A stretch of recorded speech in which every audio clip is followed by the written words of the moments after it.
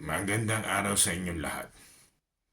Inaanyayaan ko kayo sa ika-17 ng Pebrero na magkakaroon tayo ng konting salo-salo sa clubhouse ng Tagaytay Tropical Green na ipagdiriwang natin ang araw ng mga puso.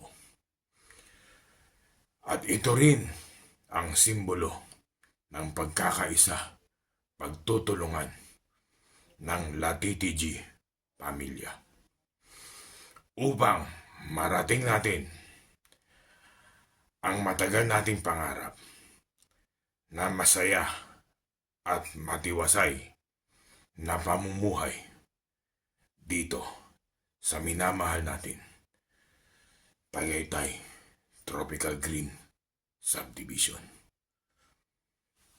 Maraming salamat.